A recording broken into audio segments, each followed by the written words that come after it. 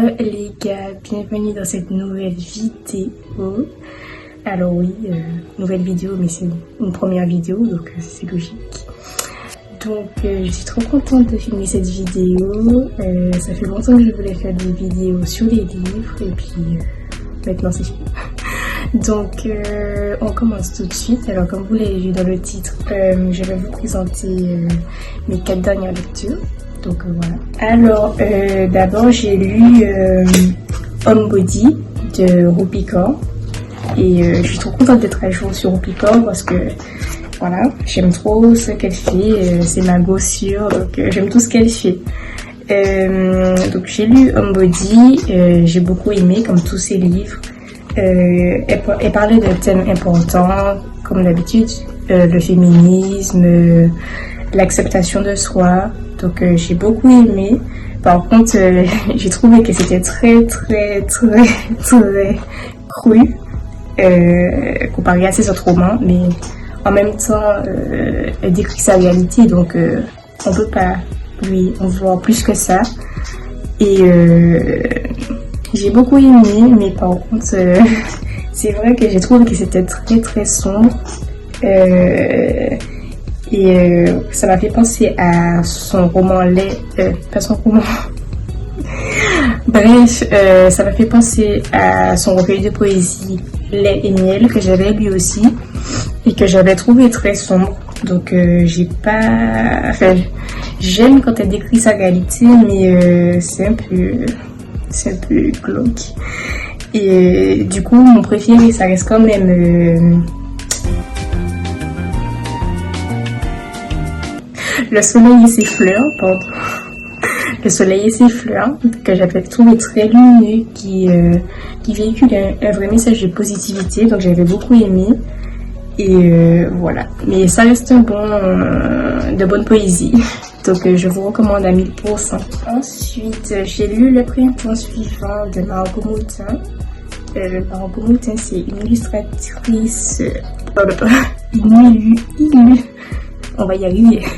Une dessinatrice, voilà, pour faire plus simple, que j'aime beaucoup. Alors, je la suis depuis longtemps, depuis que je suis petite. Je suis ses illustrations, j'adore. Et c'est très coloré, voilà. Donc, j'aime beaucoup. Mais, au niveau de l'histoire, j'ai trouvé que c'était très sombre. On reste dans le thème sombre. J'ai eu l'impression d'assister à une dispute en continu de A à Z, donc j'étais un peu gênée, donc voilà. Voilà, je m'attendais pas du tout à ça, je m'attendais à un truc fun quoi, mais c'était un peu gênant. En plus il y a une histoire de famille recomposée, donc c'est un peu compliqué à comprendre, on sait pas qui est l'enfant de qui.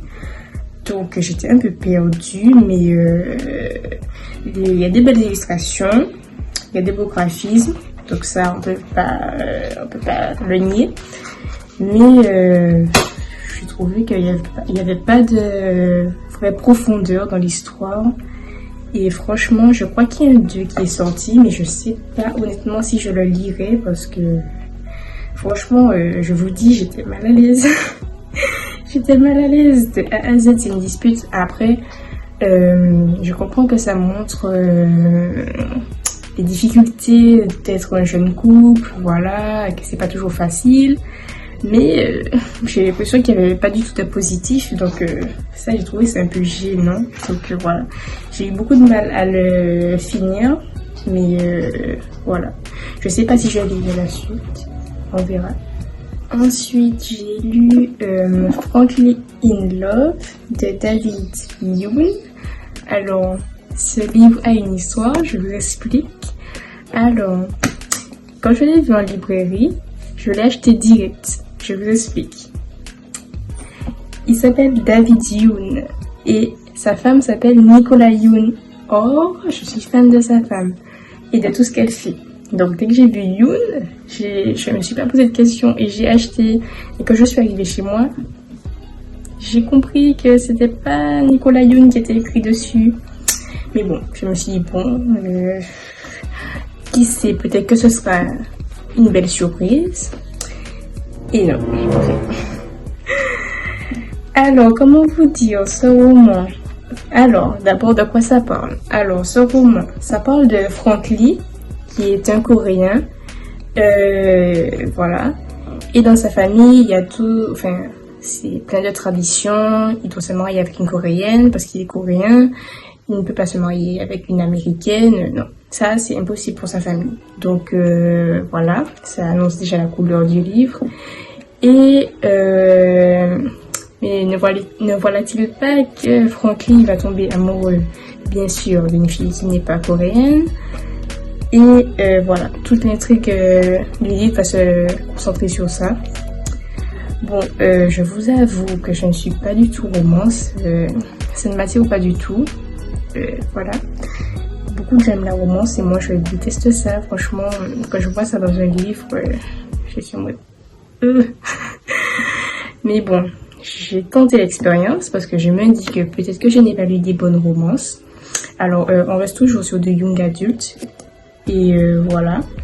Alors, ce que j'ai bien aimé de ce livre, déjà on va commencer par ça. Voilà, parce que ça va aller plus vite. Alors, ce que j'ai aimé, c'est que ce livre se lit super vite. C'est écrit super gros. Je sais pas si vous voyez, ça se lit super gros. Bref, je suis fatiguée. Ça se lit super vite parce que c'est écrit gros. Il n'y a pas beaucoup de pages. Enfin, vu que c'est écrit gros. Et on suit l'histoire de Frank Lee, tout ça, et de sa famille coréenne. Je trouve que ça a bien présenté la culture coréenne et leurs traditions. Et que ça a beaucoup dénoncé le racisme. Ça, j'ai beaucoup aimé dans ce livre. On voit même le racisme au sein d'une même communauté, par exemple entre Chinois et Coréens. Donc ça, j'ai bien aimé. Ça montre aussi que le racisme de nos jours est, c'est banalisé. Les gens, ils font du racisme sous forme de blague, mais ça reste du racisme quand même. Donc voilà. Mais voilà. Comme ça tournait autour d'une romance, je n'ai pas trop aimé. J'ai trouvé que c'était trop prévisible. Bien, dès les premières lignes, enfin pas première ligne, mais dès les premiers chapitres, je savais ce qui allait se passer. Donc voilà, sans intérêt.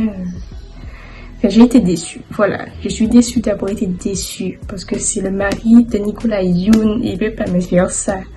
Donc bon, bref. Donc c'était une petite déception. Après, c'est facile à lire, c'est du young adulte, donc ça peut peut-être vous intéresser. Donc voilà. Ne faites pas attention si je suis rouge par là, je me suis fait mon pain moustique. Bref. Alors ensuite j'ai lu Instruction for Dancing, l'accent de Nicolas Yoon. Vous connaissez mon amour pour Nicolas Yoon maintenant. Donc j'ai vu Nicolas Yoon, j'ai acheté. Mais c'est une romance. Et je n'aime pas les romances. Non mais vraiment, je suis fatiguée là parce que c'est la 4e fois que je filme cette séquence et ça n'arrive pas d'être coupé, donc ça commence à bien faire.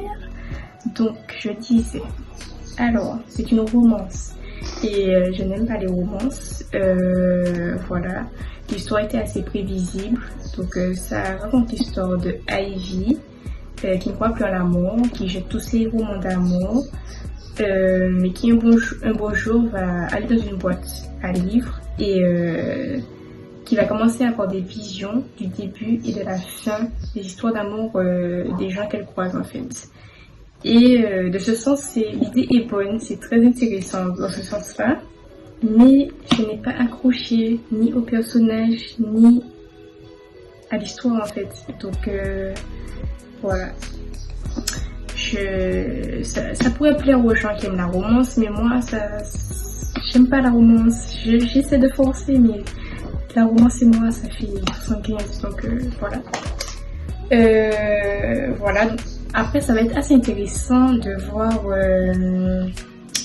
son évolution, de suivre l'intrigue autour des personnages qui sont en couple, de voir comment leur histoire d'amour va se terminer. Après, ce que j'ai bien aimé, c'est que le message est assez positif. Ça dit que même si des fois il y a une fin à tout, que c'est pas forcément, il faut pas forcément le prendre de manière négative et qu'il faut plutôt tirer des leçons. Donc ça j'ai bien aimé. Et oui, comme j'ai dit, c'est très prévisible. Je savais à 100 km ce qui allait se passer. Ça m'a fait penser à un roman, mais je sais pas si je peux vous dire quel roman. Non, je peux pas vous dire en fait parce que je vais vous spoiler. Donc voilà, j'ai pas accroché du tout. Après c'est du young adulte, donc ça peut plaire à beaucoup de gens, mais moi ça l'a vraiment pas fait. Et voilà quoi, j'ai été assez déçue. Déjà que j'avais lu le livre de son mari, David Youn, j'ai été déçue. Donc là c'est déception sur déception. Mais bon, c'est pas grave. Ça reste une bonne histoire en général, mais ce n'est pas un coup de cœur. Donc voilà. Je vous conseille, mais à moitié. C'est en fonction de vos goûts, donc voilà. Moi, ça l'a pas fait. Donc voilà, c'est tout pour mes lectures, mes dernières lectures. Dites-moi ce que vous en avez pensé. Si vous avez déjà lu les livres que j'ai présentés, ou si vous avez envie de le lire. Donc dites-moi ça en commentaire. N'hésitez pas à liker, partager, vous connaissez la chanson.